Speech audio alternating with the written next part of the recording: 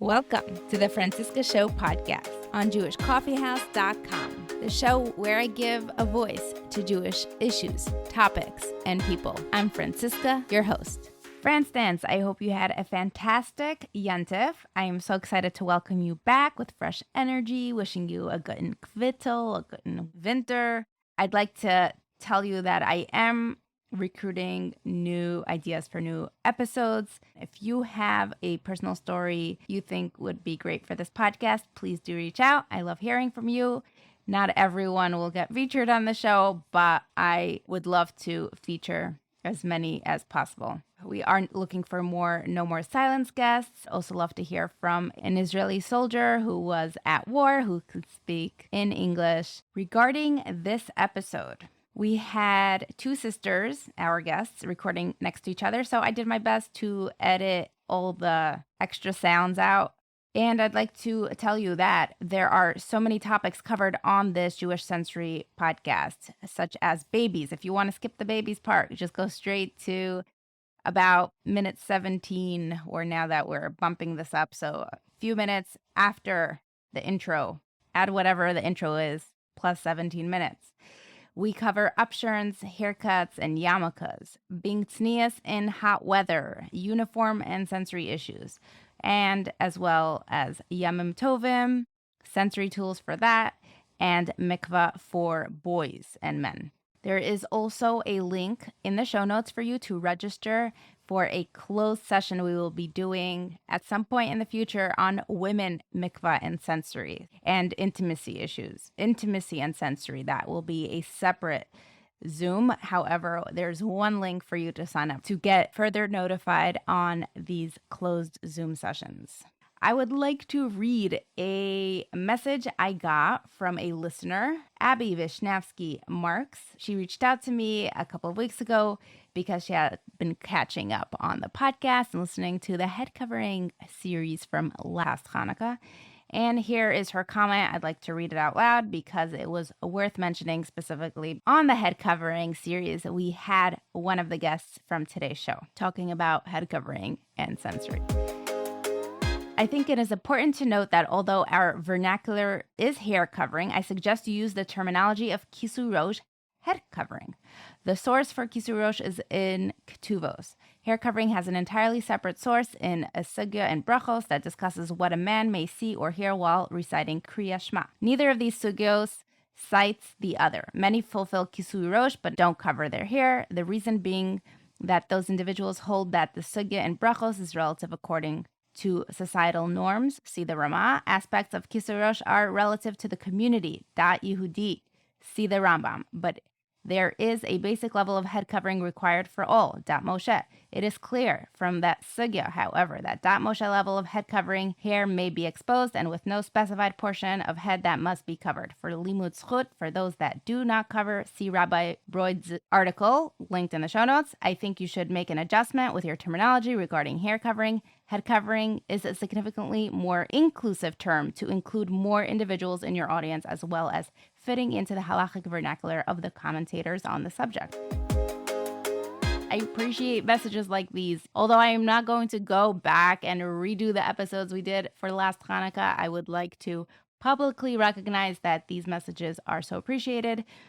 And just to give you a background, no excuses, just explanation. I was releasing 3 episodes in 1 week, the week of Hanukkah. No thought went into it besides for making sure it is abundantly clear what we are discussing. And that is not a great reason to title an episode. I am a podcast success coach, so make sure to reach out if you or any of your friends need some podcasting help. We are a part of Jewish Coffee House Network, so check out the backlog of this podcast as well as the new episodes and backlogs of the awesome podcasts of JewishCoffeehouse.com. Make sure to join the WhatsApp group. The temporary link is in the show notes. And let me know how you enjoy this episode. Let's get started. Welcome to the Franciska Show. I'm so excited to have Amy and Evelyn Guttmann, the Guttmann sisters. The reason I got in touch with Amy in the first place and hands-on approaches, and now for the first time I get to meet Evelyn, the sister, is I was in Manhattan Beach by my sister-in-law for Shabbos. I was talking about this hair covering series that I was working on that came out last Hanukkah. It was a 3-part series. Definitely go check it out. And I wanted to have someone, a professional, to talk about the legitimate issues that women have with hair covering and just to validate that there's something more than just beyond, I don't cover my hair because it's just uncomfortable or gives me headaches, and give it some validation and some professional or medical background to how this works. So as we were doing this fantastic episode that you should definitely go back and check out, we discovered there are so many other sensory issues that come up when it comes to being an Orthodox observant Jew. You just go through the Jewish calendar or through the life cycle of a person, and there's so many things that come up. So we decided to do this. It took only almost a year to get this on the calendar. And then we want to do a third part to this hands-on approaches and Franciska show collaboration, where we'll go into one of our favorite topics, which is intimacy and the sensory issues that come up with intimacy and the relationship between a husband and a wife. So today we are focusing on Jewish sensory. Welcome to the show, Amy and Evelyn Guttmann. Please introduce yourselves briefly. I know you host your own podcast, so feel free to add that in. The mic's yours. First of all, thank you so much for having us again. It's great to be here together. And we want to just give you some feedback on that podcast about the hair covering. It was phenomenal. We were sharing it with our community. They were so appreciative of the other parts as well. So definitely check that out. And you may change, Franciska. So we get emails now. I should definitely forward them to you, where people are saying how they use those techniques and it's really helping them. So the work that you're doing through your show is changing lives. I just want to give you that update and thank you. For me, myself, this has also, that episode transformed how I feel about hair covering physically. I'm able to tolerate a lot more hours in a row of shadels and fulls. So thank you for that. I really appreciate it. That's amazing. That's amazing. So just to give you a little background, go ahead. Hi, I'm Evelyn, and I am partners with my sister, Amy, and we have a company, Hands-On OT Rehab, where we provide services for children and consult with adults who have developmental delays, anxiety, sensory issues. We also have a company, Hands-On Approaches, where we work on educating professionals on how to get more education and work with their own clients. And sometimes many of the professionals are also parents themselves, so we're able to help them guide and help their families as well. And then we're very, very excited about our nonprofit, which is the Hope Foundation, which is Hands-On Parent Empowerment, where we're looking to prevent anxiety and social emotional delays in children, because there are so many things that you can do to help prevent certain things early on from becoming an issue. So we're very active folks. We're therapists, we're consultants for organizations. And the reason why we are doing podcasts and out there in the world on social media is to provide education and awareness. So we do have our own podcast. It's called Quiet the Noise. We also have a membership program for parents and for educators, as well as weekly talks that we do for the community every single week. We are very proud we've not skipped 1 week through all that we've been through in order to answer questions live. So by doing this podcast, we're grateful for the opportunity to be able to share some more information. So let's get into it. Okay, so when I said give us some more information about who you are, I meant a little bit more personal information. What on this podcast, we hear from so many different types of Jews, and it's nice to know what type of Jew are you.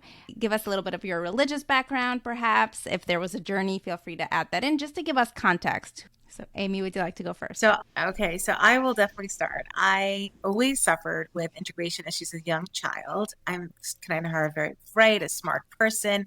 I didn't have any kind of academic issues or any kind of emotional issues. I grew up in a family that is very loving and supportive. My parents are from Europe. They always were able to compensate for my needs. My sister is my witness that everything bothered me, from the chicken touching the rice to me having to go out in the rain or having a water park experience. Everything frightened me and I was overwhelmed. but I was very smart and I was able to compensate and not show the world how much the struggle actually was. But it got to a point where I realized when I was in high school that as much compensations as my mother and father were giving me and providing me, and as much support as my sister was giving me in the family and the outside world, if I were to get married, I would be struggling. And internally, I was suffering inside. I felt things very, very intensely and emotionally. And in my research, I realized that I didn't have really a psychological issue, it's more a physiological issue. And I went to study occupational therapy school. Now, I actually started working on Wall Street and I traded commodities. I was a manager for a hedge fund and I did a dual bachelor's where I became an occupational therapist, the youngest in my class, and I healed myself. And there was a huge transformation for me because my entire life transformed. After 9/11, when my life was spared, which is a story all on its own, which we just had the anniversary for, I realized that the work that I was doing with children and families after Wall Street hours was more fulfilling for me in the long run. And I jumped in and devoted myself fully to doing this. And I'm so grateful for that because my quality of life changed, the families have changed, and I'm grateful for every single day being able to do the work that I do. And my sister's story. I did not have sensory issues when I was growing up, but I did live with someone who had sensory issues. And I know what it means for a family to have to adjust. I probably didn't realize it so much when I was younger, but looking back, I see the accommodations my parents made just to make sure that everything was the way it needed to be. And I think that's something that a lot of people now, we talk a little bit more openly about it, but I don't think at that time it was something that was out there. So I remember situations where we would go to a store and we would have to try clothing on and it would be really uncomfortable for my sister, and how we didn't do certain things because it would be uncomfortable. So for me, I think it's always been in my mind. And I also have a background in finance. I'm an accountant and I was going for the CPA. And then I realized I was not being fulfilled and I'm not happy. So I went back and I went into OT school. And for me, OT was very eye opening. I started out with adults, and I've always been fascinated by the plasticity of the brain, about how we can change not just who we are, our emotions, and the way we do things, but the way that we operate, the way we see things, the way we move, the way everything just gets translated into everyday life. And then I started working with kids, and they fascinated me even more because there's something about kids that they just want to do everything that they can, and there's no stopping them, whatever issues they may have. So I was grateful to be able to go into what I'm doing right now. And I worked in like schools and early intervention centers, and I worked like for years with babies and watched development. And together we decided to pursue doing a different type of work than traditional OT, to really try to get to the source of a problem.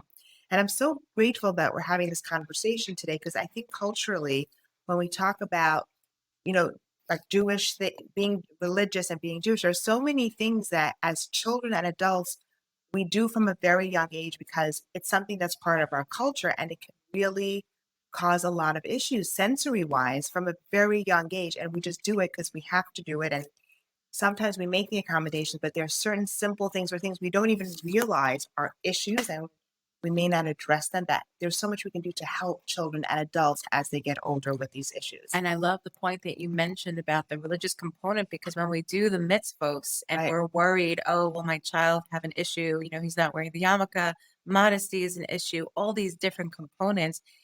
Parents and teachers and rabbis sometimes jump to the idea that it's behavior or it's something that we have to worry about their spirituality, but in reality, it's their physiology. And if we don't have this awareness and education out there, then we can create more anxieties for ourselves as the adults in these children's lives. And sometimes the way we treat and behave towards these children can actually create issues with maintaining religious standards, whatever they might be in your circle. And that's a pity, because being Jewish is about feeling it inside of ourselves and having a good feeling about it. And we need to support these physiological components for those who struggle with it, so that that's not the issue in doing the mitzvahs. That's really why we're so grateful for doing this kind of talk. I want to backtrack a little. You mentioned something about traditional occupational therapy doesn't address the source, whereas what you do does. Can you explain that in a few sentences? So sometimes when we talk about traditional OT, or the way that we used to do it, we would go in somewhere, we would see what the symptom is, how is the child presenting, and we would try to give them accommodations or modifications to make things easier. Like handwriting issues, let's Right. say. Right. And that's all, by the way, that's all very important. We still try to incorporate that because you need to make sure that whoever you're working with can function and do well. But for everything that there is out there, there is usually a root cause. So when someone comes and tells me, I'll start simple, I have handwriting issues, it's usually not the handwriting that's the issue. There's something that is a root cause for why the handwriting is, whether it's your spacing of your letters, whether it's how high they are, whether it has to do with how much pressure you put on a pencil. That is coming from a physiological source. And once you address the source of the problem, many times you don't even have to remediate doing handwriting. It just gets better on its own. Just to go a little more in depth with that is that we used to, let's say when we had children who had handwriting issues, the school of thought is you work on those components that you need in order to do handwriting. Work on muscle tone, work on practicing, work on grasp. But what we do is we look one step before that. Why did the child not develop a proper grasp to begin with? Why are they having a hard time copying and forming letters? Is it their perception, their sense of space? Are there certain reflexes that are impacting them? And, we talk about this in the podcast. These are lots of big terms. But really, when we're born, there are sensory systems, reflexes, and neurochemical components that impact how we develop. And we don't really think about those issues until children are older. And all of a sudden, it's handwriting. All of a sudden, they have to tolerate bath time. They have to be social. They have to be appropriate. They have to keep their clothes on. They have to not touch themselves in inappropriate places. They need to use different things, not be anxious, be polite. All these stressors that we put, that's when we start worrying about these things. But really, the root cause is stemming sometimes from the way that they developed initially. Like your beautiful baby right now is magic. Magic. If you knew how right now she's learning how to regulate herself. Right now you're busy with pooping and feeding and what else is there, diapering? Doing this And podcast. I do that, right? And really what's happening is her entire brain map for how she'll be socially, emotionally, academically is happening in that first year of life. So it's powerful stuff. So when we learned this, it changed the way we looked at treating individuals and getting to the root cause. And I think that another thing just to mention is a lot of the things that we deal with that are issues, when you really dig deep, you're seeing that there are a lot of quality of life issues that are associated to things. So the handwriting may not be good, but if you look closely at that child, they may be struggling with root issues that affect the quality of their life. So it's great to have a great handwriting, but we really need to address those issues a little bit more directly, because that's the long-lasting effects that we want for them later on when they have to have a family, a relationship, have a job, and function to the best of their ability. Give me an example of what I could be doing now to ensure that socially, and what are some basic things for anyone who has a newborn right now? And you could, to begin with, do things right. So we only have a couple of moments with you. We have a full course on this as part of our nonprofit and part of our organization as well. It's called Baby on Track, and we're going to be releasing it again. And we can tell you a couple of things quickly that you might be thinking to do, and we're going to make sure you don't do it. The most important point is when you're a new mother, or maybe even a second time, you looked at the CDC milestones and they're supposed to be walking and talking and babbling and all that. What we look is, how are they moving? How are they getting around? A lot of parents don't realize that the world that we live in creates many, many environmental components that will actually detract from typical development for emotional stability. What do I mean? Screens, that's number one. That's right. We have a screen time article that has over 5 million views. It's been a research basis. It was written in 2017. It's still getting traction. Please check it out. I'll give you a link for the podcast so that people can view it. Until the age of 2, there should be no screen time for children. If you were ever in my home and I have a new baby, until the age of 2, they do not get a phone. They don't look at pictures. They don't look at iPads, nothing. In fact, my son, when he was, we're going to get to our topic. Okay, when we were celebrating my 2-year-old's birthday, my son goes to me. He's like, I'm so excited. I'm like, what are you so happy about? He's like, she gets to see a screen. And that really impacts how brain development happens. A couple of quick things just to tell you, because I know that this is of real interest. Don't put your child into sitting. Allow them to get into sitting on their own. And I want to add to that something that's out there environmentally also not to use too many containers. That's right. There are so many great devices that are out there that we use for our babies, and there's nothing wrong in using some of them.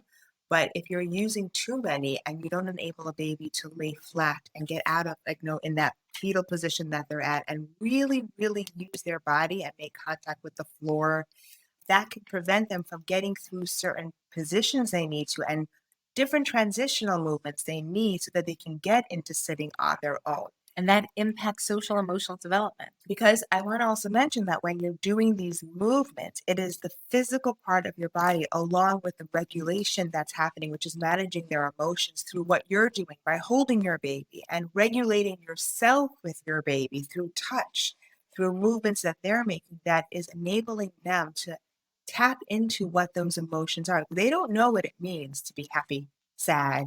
They know to cry for their needs. So what they're able to get from what you're giving them through your touch, through your smile, through your speech, through putting them on the floor and letting them consolidate everything that's developing, that's what shapes the map of their world for that social development later on. And it's happening right from the time that they're born until they start moving and scurrying away. And another quick tip is even swings, for example. A lot of parents don't realize that until the age of 3 months, swings are okay. After 3 months, get rid of those swings.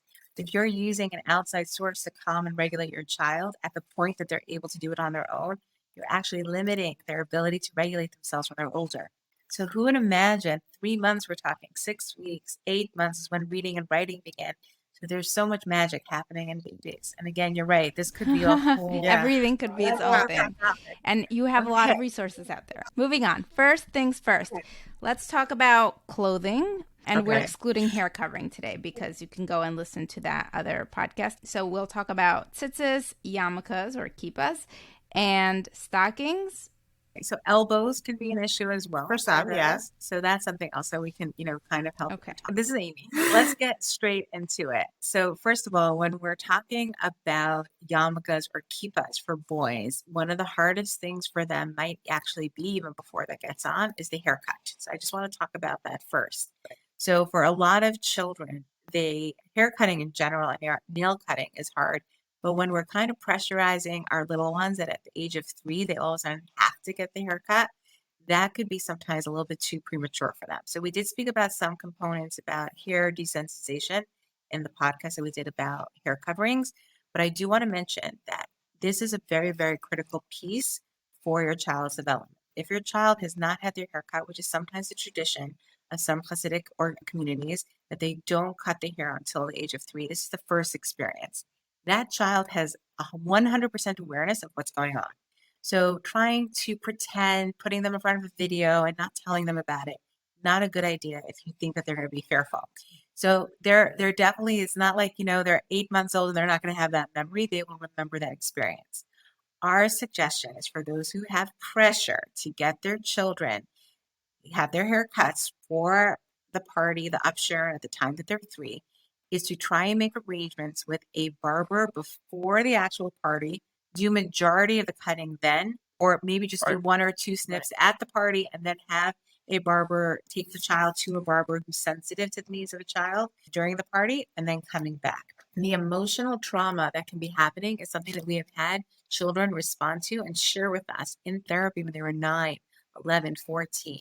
So this is not something that children are not picking up on the cues. It's definitely something that they are picking up on. Don't avoid it. Is this for everybody? Do you know that your kid's going to have this? Yeah, so I was actually going to say that when it comes to the hair cutting, there are certain things you will know beforehand. Usually these children have a hard time maybe with you washing their hair or even brushing their hair. They may even have other tactile sensitivities, but it's which you can tell whether it was through diapering or having sensitivities to certain textures of clothing or socks. And it may be on their head as well. You usually have this indication. And I also want to tell parents to trust their gut.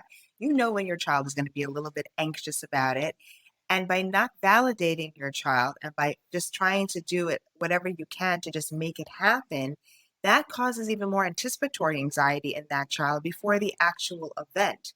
So you usually do know that your child may have an issue. And I would recommend also, like you said a little bit beforehand, play and pretend that you're cutting the hair. That will give you an indication that your child is also having an issue, so you can plan accordingly, because it doesn't have to be such a traumatizing event. Because remember, you're cutting the hair once, you have to keep cutting the hair all the time. So they will associate that negative experience every single time that they have to cut their hair.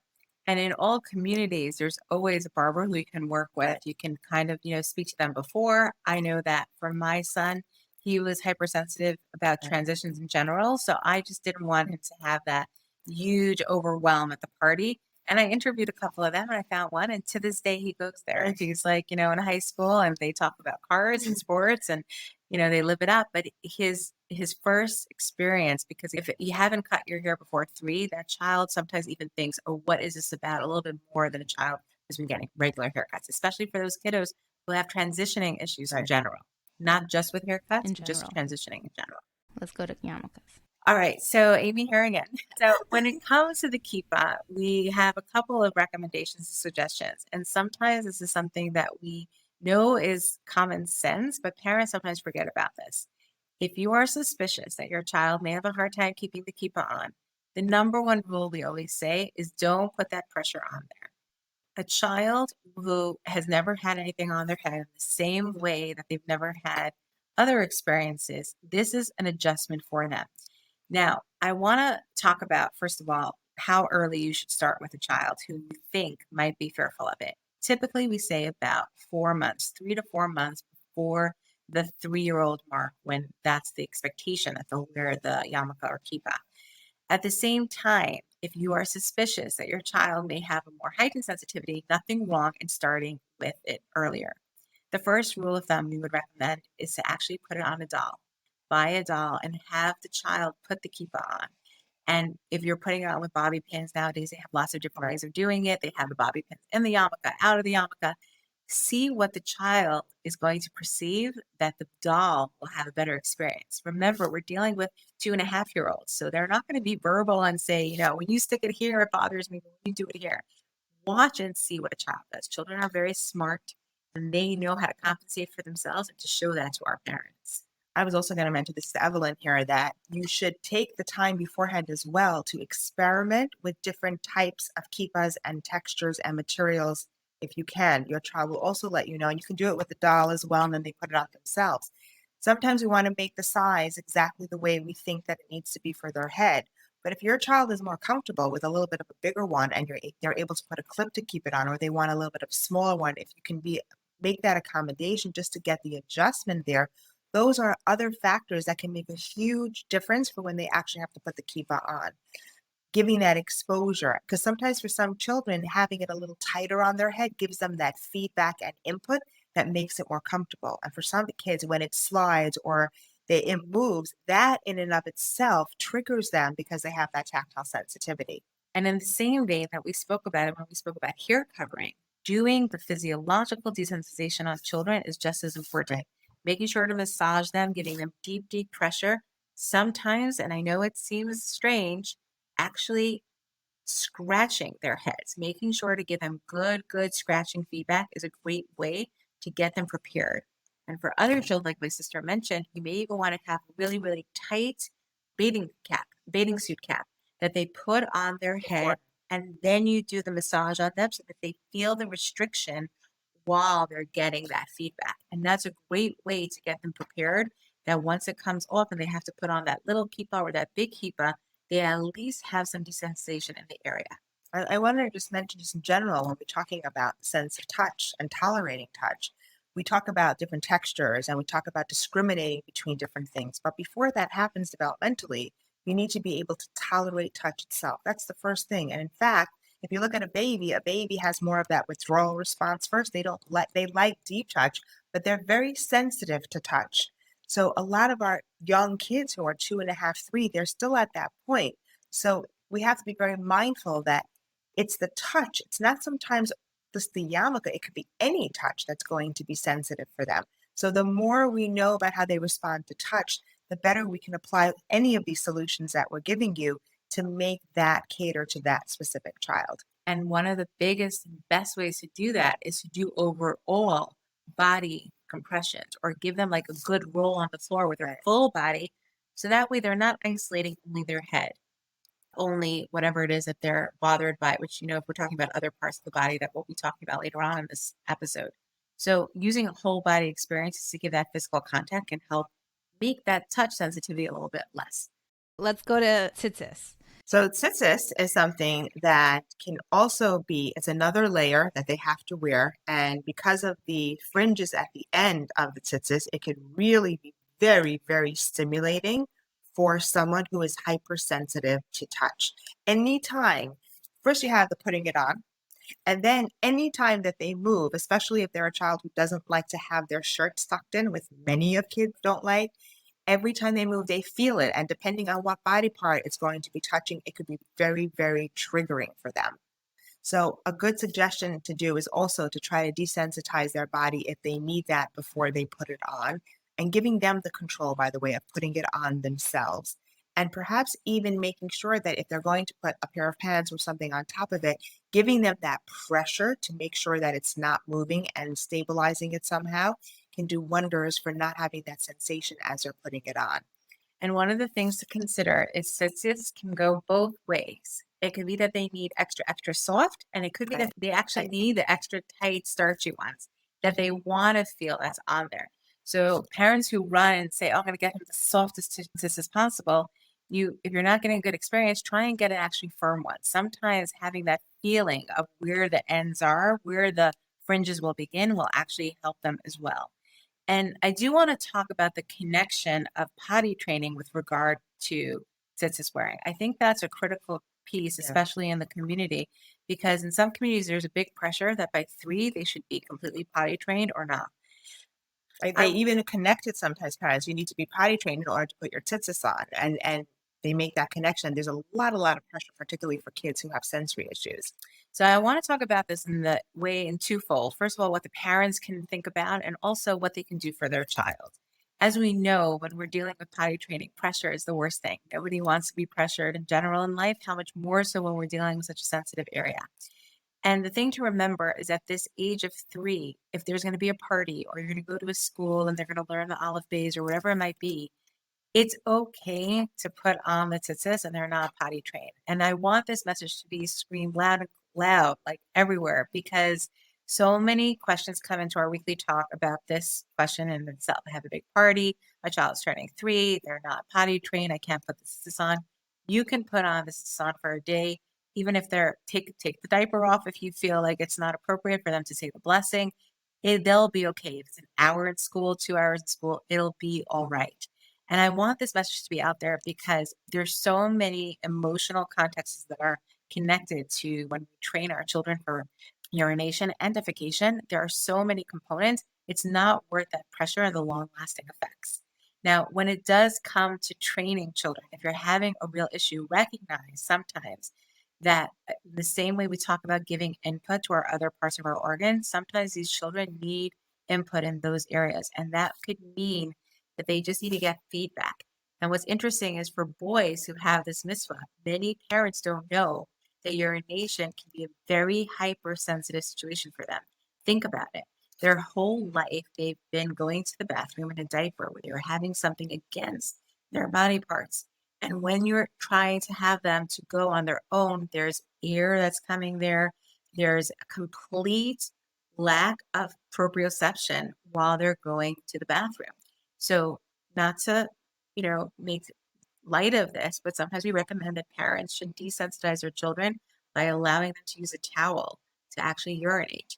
And once they're starting to urinate on their own through the towel, slowly remove the towel or get a thinner towel And then use a pull-up and then exactly. I also want to just mention one more thing. Besides that, some children also have heightened lack of sensitivity in terms of when they need to go to the bathroom because they're dealing with other sensory issues. So if you're really, really sensitive to touch and you're not picking up on the signals that are coming from your internal body, like when I need to go to the bathroom, particularly kids who are more anxious and have transitioning issues. And we make that time 3 of putting on tzitzis and toilet training such a strong developmental milestone, which it is. But for some kids, that can be terrifying. So even if they have the awareness, it's stunted a little bit. They're not able to pick up on the cues So it puts a lot of anxiety on them where it shouldn't be. Maybe just doing it separately, or as Amy said, putting on the tzitzis and worrying about the toilet training later because they may not be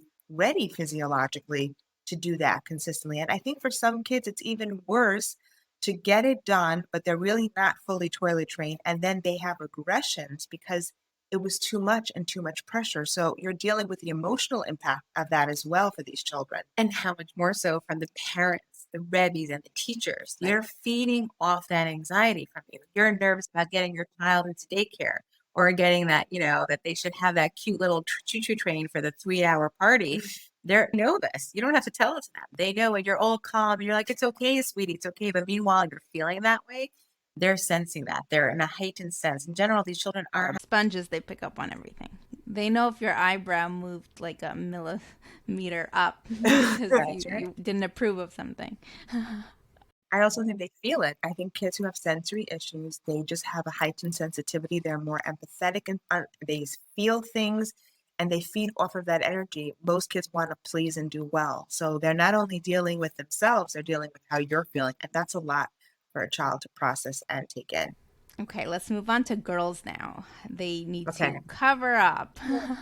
A very common topic on this podcast, or at least in the group.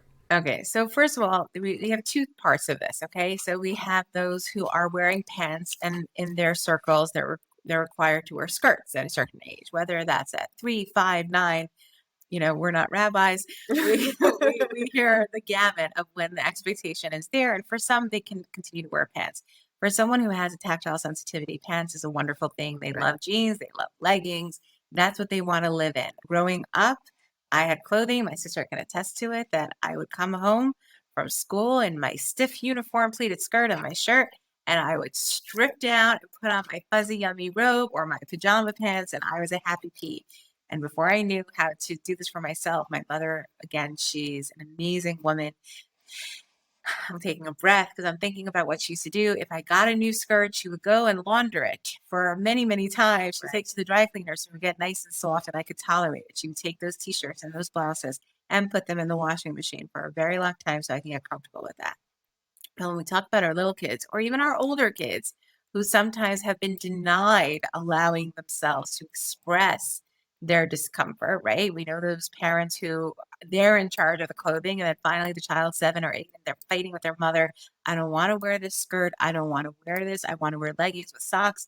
And the schools are sending home letters. You're not allowed to wear leggings. You have to wear tights. Or the issue of a child who their knees have to be covered. So imagine you're sensitive, you're wearing knee socks. So you have that point where it comes up to your knee and then your skirt is coming up to the point where it's about touching. So you not only have the bottom part of your leg that's bothering you, every time you move, your skirt is touching your skin.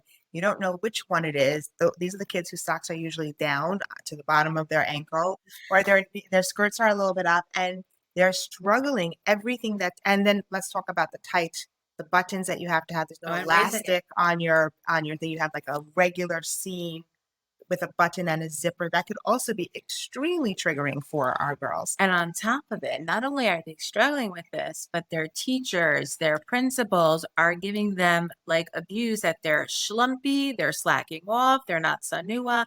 So now they have this emotional context that's coming and connected to their modesty issues. Right. So I want to just put it out there that we've heard it, we've seen it all. I'm sure there are folks out there who are adults that are connecting to this, especially if you've grown and your children are going to more religious schools than what you grew up and you have to change your standards. I know that was a case for me as well. And the open toe shoes were gone and I had to start wearing longer stockings and things like that.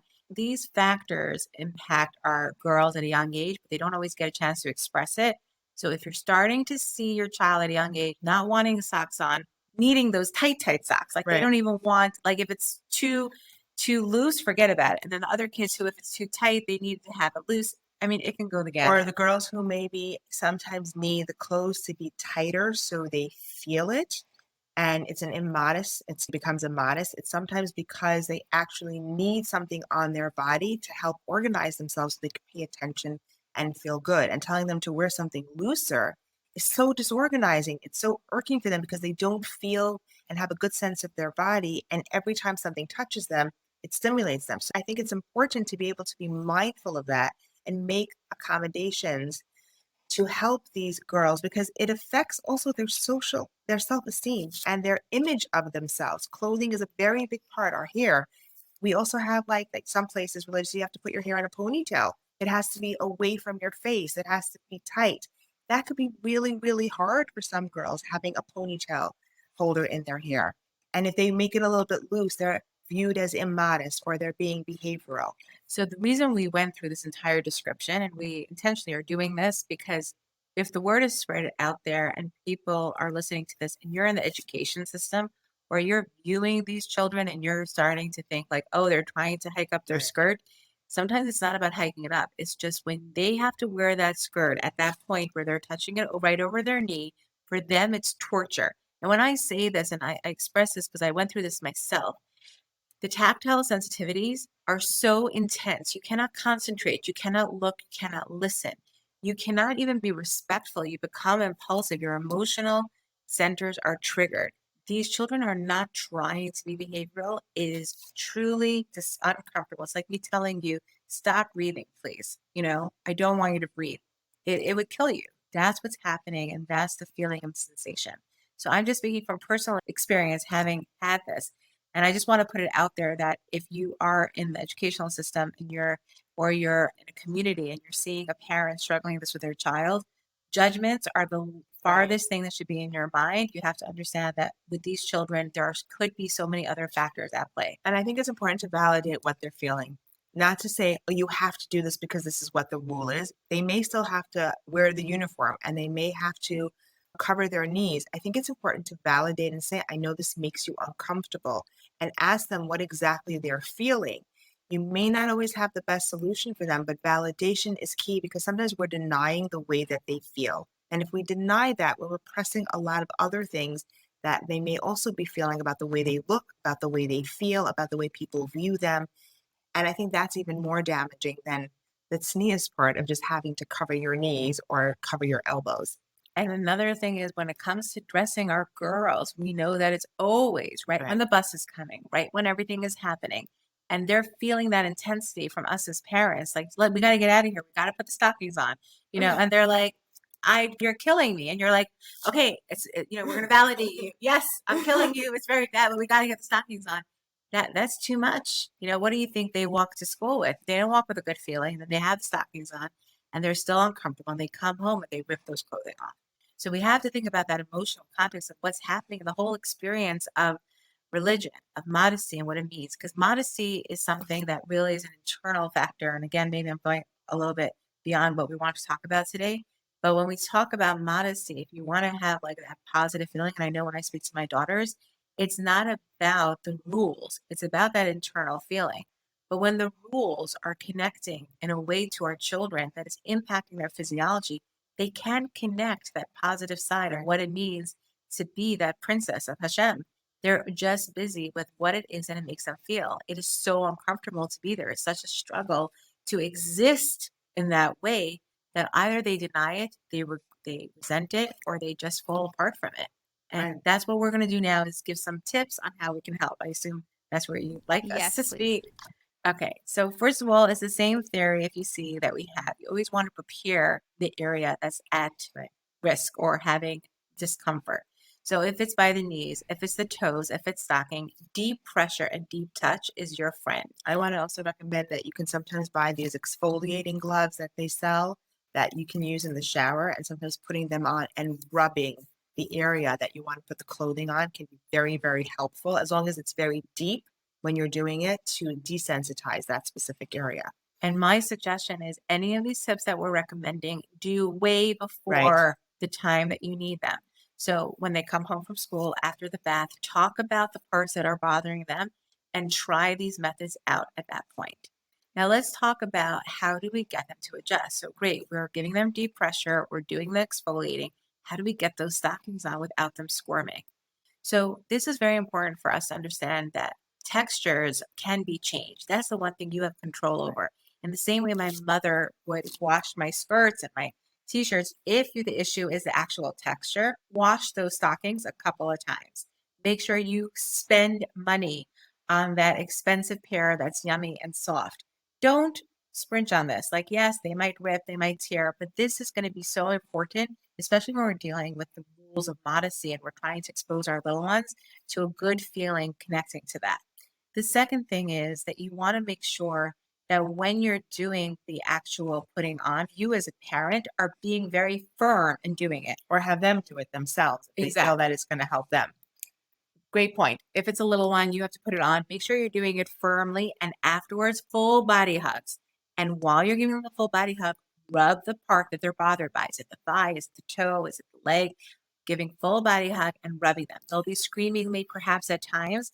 And then while you're holding them, you're going to say, okay, sweetie, we're rubbing your leg so they have attention to it. Again, never deny the areas. People try to trick people. They put iPhones in the kids' hands. I see it in all these stores, where they're trying on clothing and they're trying to distract the child.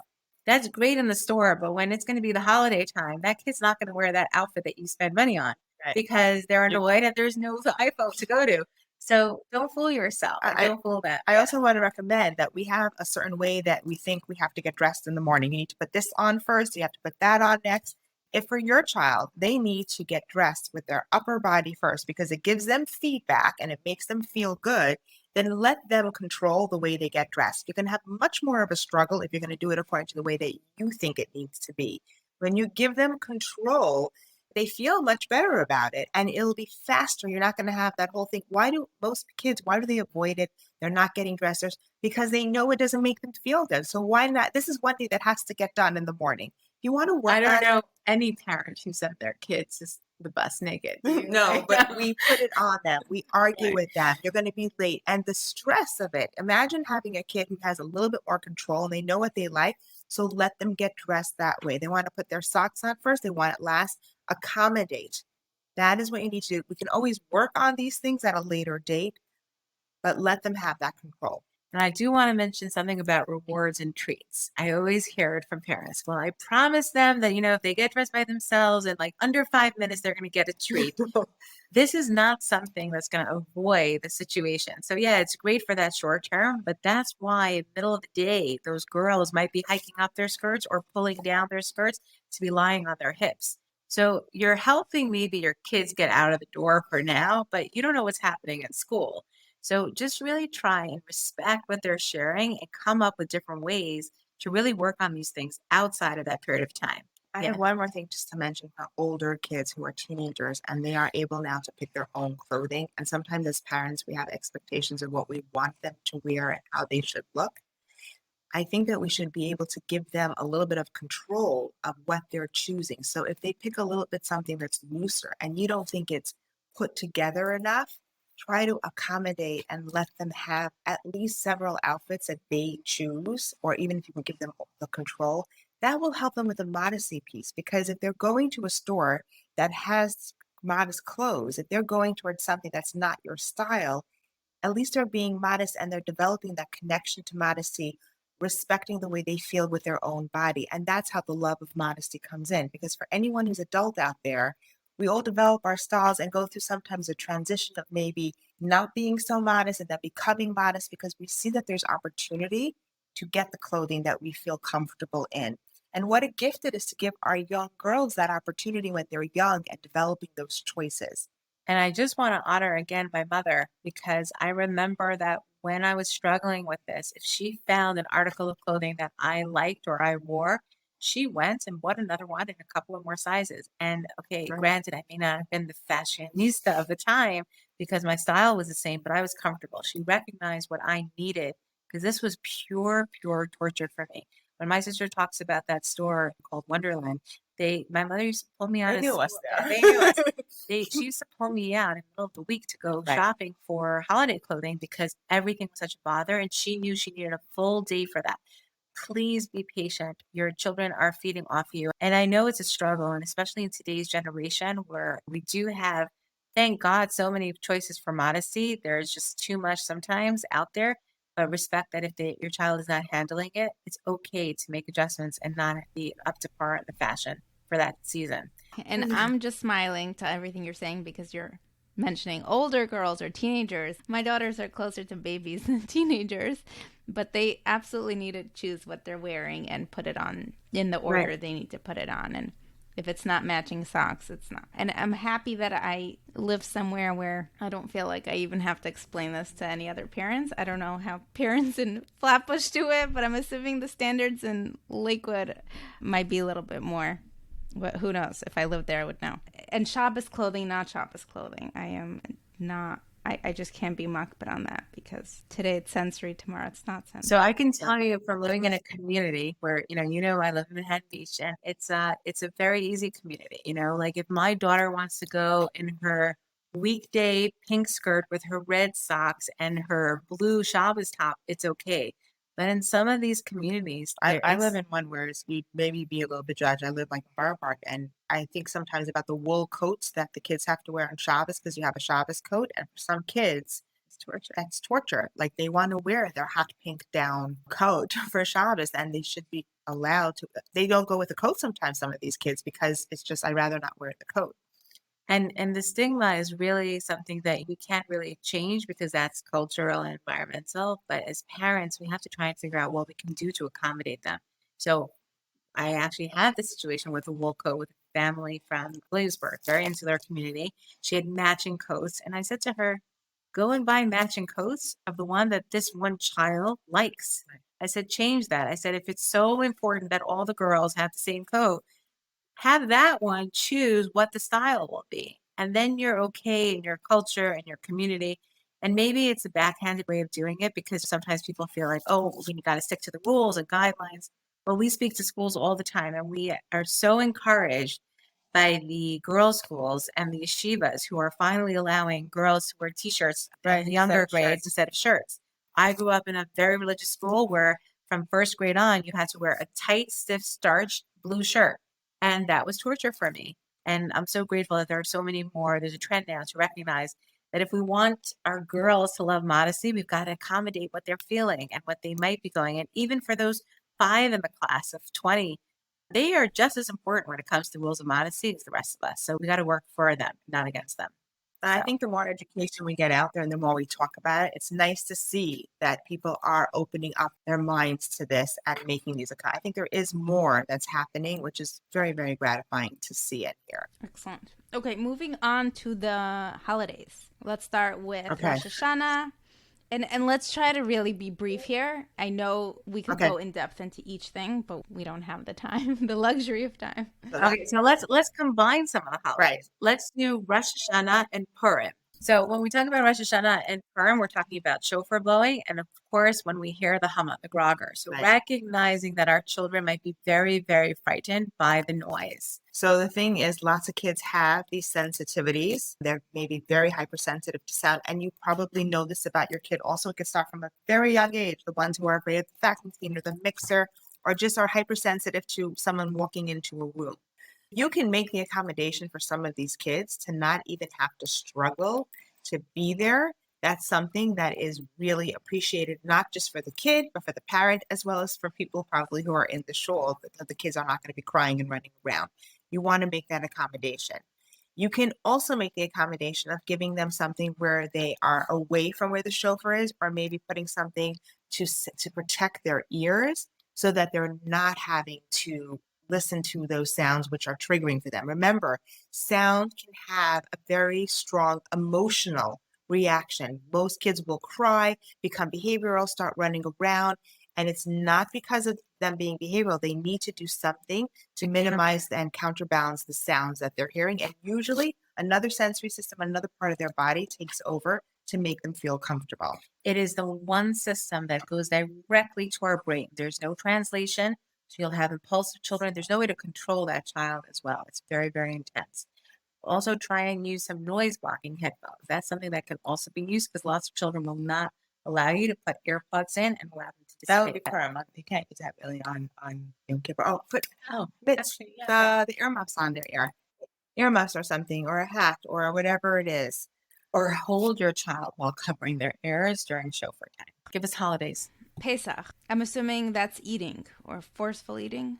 So we have a big change in diet. We have all the issues that we have when it comes to tolerating our sidarim, where we have to have the patience of sitting there, listening to people chewing matzah and eating, having large families.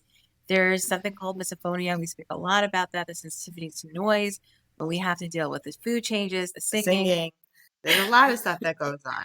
Okay, so what do we do about that? So first of all, when it comes to Pesach, please, please, please remember that your child's dietary needs are always going to be accommodated. We are so grateful that we're doing this for almost 25 years. And in the time that we've been doing this work, there are so many ways to accommodate. So if your child needs bread, there are different kinds of cakes and cookies and even fake bread that's out there.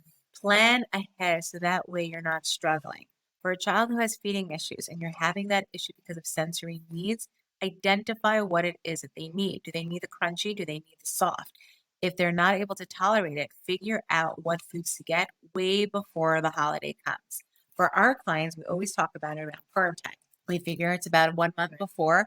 We send them a little reminder. If you have any food sensitivities, try and make those plans now as to what you're going to do for each of the meals. Another thing to remember is that with Pesach, the entire schedule is off. Right. So if your schedule is off and your feeding is off, you're taking apart two of the components that help with regulation, sleep and nutrition. So sleep sometimes is hard for us to do with trips that we're having, with the Siddharam that we're having. So make sure that nutrition is a key component that you can still keep up to date. I wanted to also just mention, regardless of the holiday, I find that whether it's Rosh Hashanah, Sukkot, Pesach, there's a time factor that's also involved in terms of the length of how long the holiday is, how long the meals are, the expectations of going to shul for some people. The schedule is completely off. So you really want to try to stick for your children to the schedule that they have and try to make those accommodations and be mindful of the fact that when they have their times, when they may get tired. So you may choose to not make them sit at the table so late and feed them a little bit earlier so that they're there for Kiddush and just the challah, and then you let them go. Most of the time, I find like we're pretty accommodating. Kids will come, they'll go. But in some families, if you have company, they have certain structures, they have certain expectations. And looking at your child and seeing that they're still a child, they're 5, they're 7, they're 8, they're 10, maybe even the 15-year-old.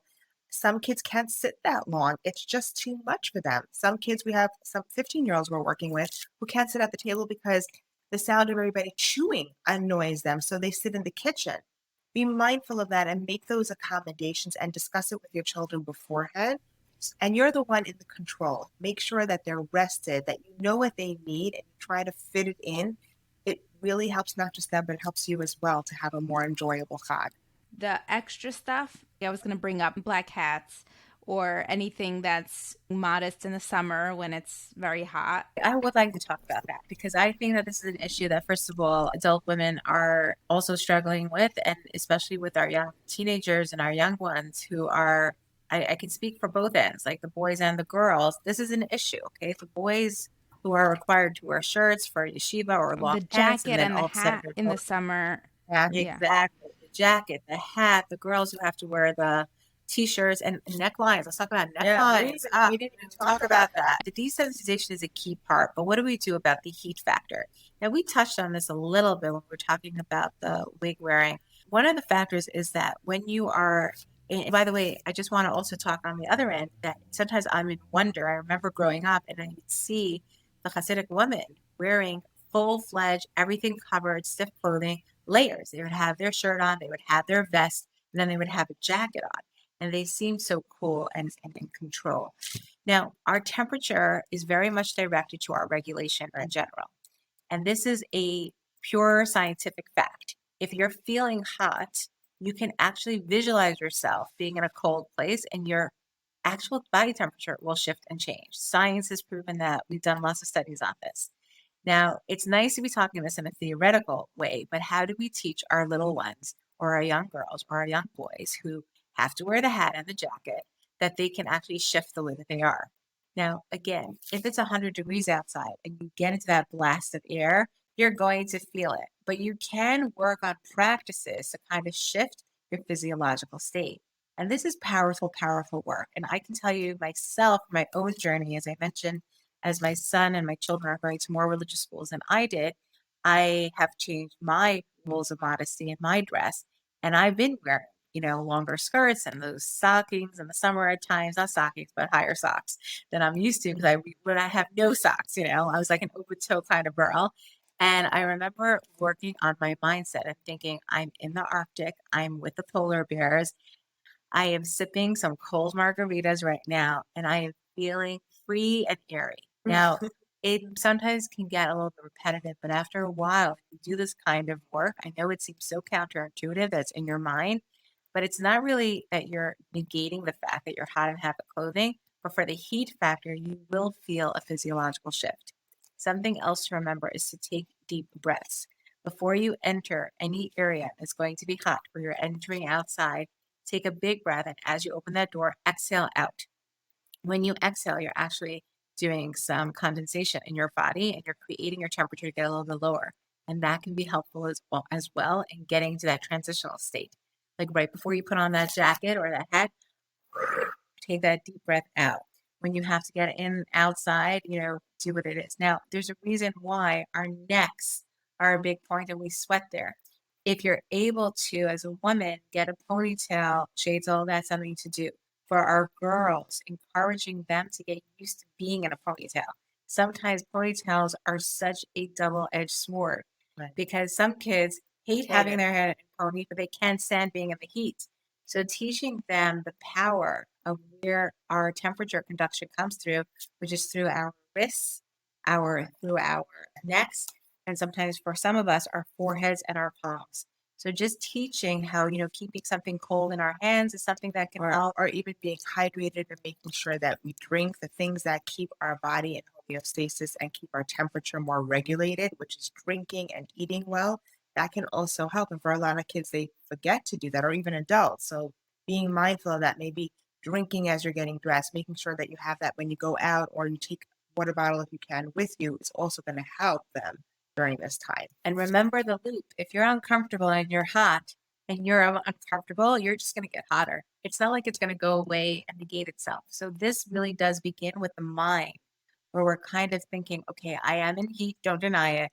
I am hot, I am uncomfortable. I'm going to shift the way that I'm feeling by visualizing myself in a certain place. And the visualization also changes your perspective. It's the way that you sometimes are able to get to that mindset and think about what it is that you're wearing or how you're feeling. If you're able to create those shifts, your body, either through your body, what we were talking about, or even in your mind, you somehow find a place to be where you're more comfortable having to wear the clothing that you are in the summertime.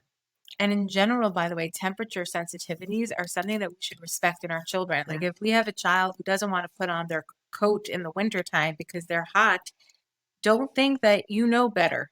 Maybe they are hot. Right. You know what I mean? Like some children who are in the sensory loop all the time really are warm. And when you tell them, oh, but it's 32 degrees outside, well, you know what? For that child, they might be feeling like it's 54 degrees. So let's respect we have that. kids that we work with and they're not wearing a coat, and like when the parent sees them take a coat finally, like, oh my gosh, they wore a coat, they put a jacket on.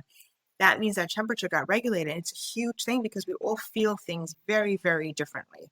Yeah, like it's so interesting you mentioned that because parents sometimes say, oh, I'm so concerned he doesn't wear a coat. And we're like, I know you think it's an issue of catching a cold. We're more concerned about why doesn't he know that it's 32 degrees outside? Right. That's the thing. And we have to think about that perspective instead of forcing ourselves to put on their coats or doing what they're doing. And that child who doesn't know about the codes, when it's hot, they are extremely hot. So if it's 90 degrees outside, for them, it's 110.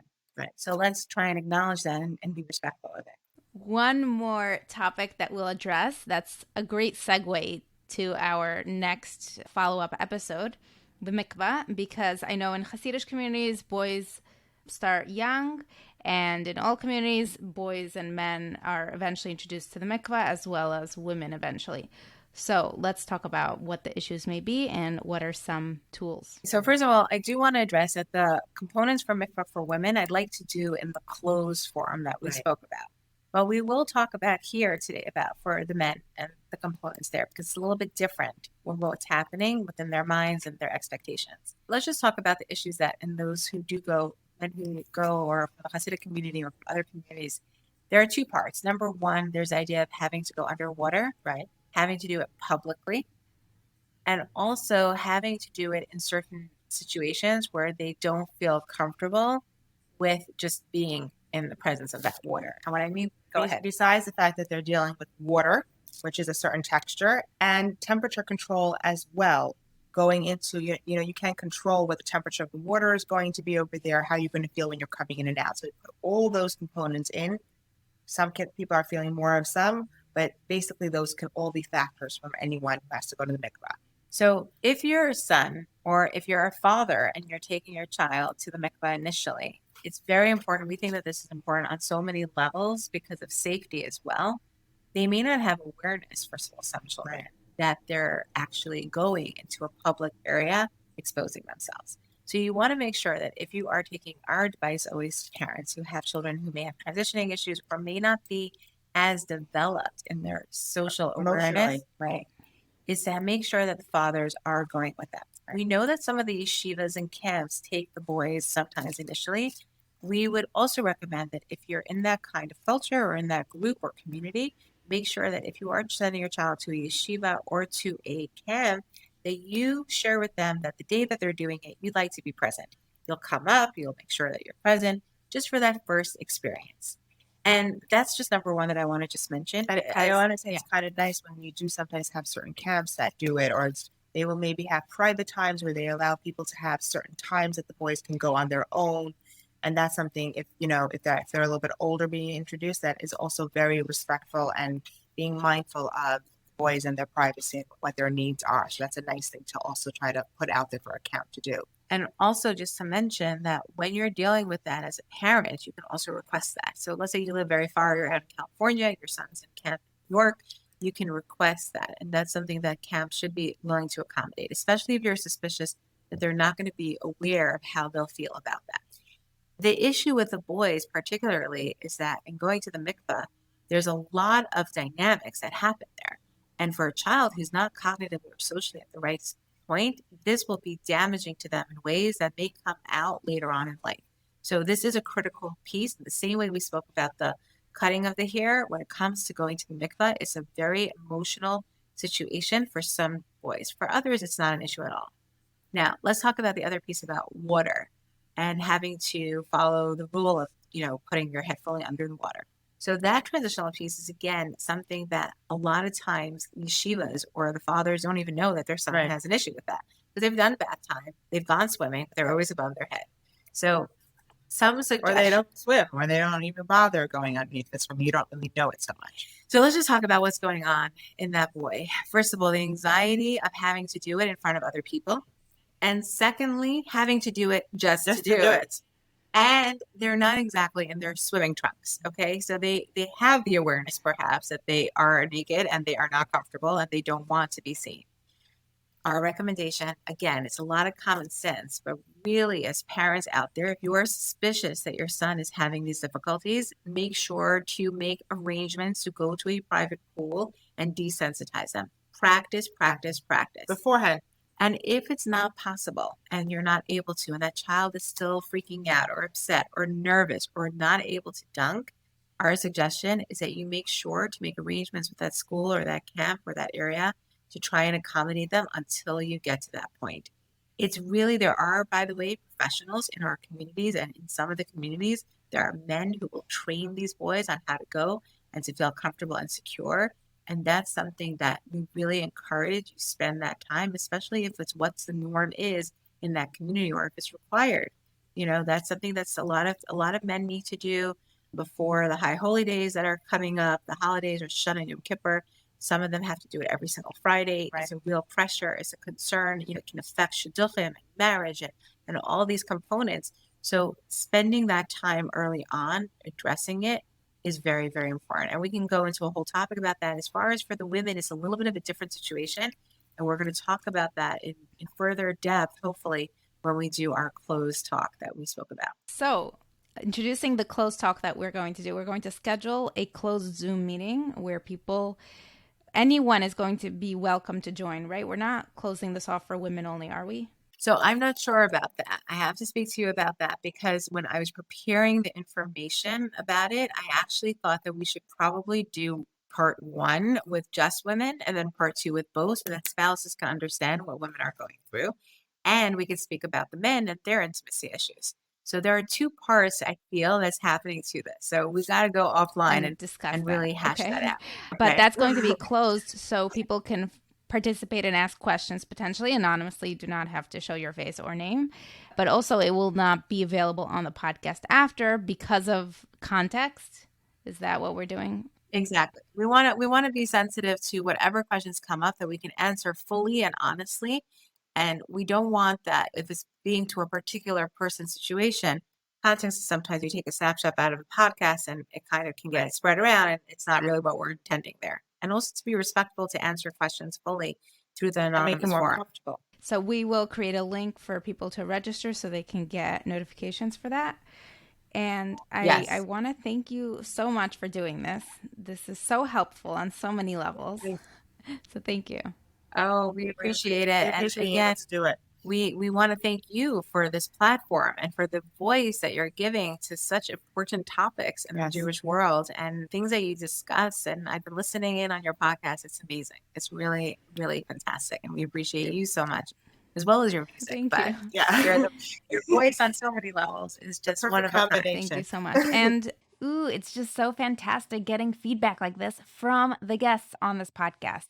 Make sure to reach out if you have a story to share. Make sure to join the WhatsApp discussion group. We love hearing from you. And if you need podcasting help with launching, marketing, monetizing, do not hesitate to reach out. Listen to the backlog of this podcast. Check out the other podcasts on jewishcoffeehouse.com, such as Intimate Judaism, Orthodox Conundrum, Chokhmat Nashim, and Let My People Eat. See you next time.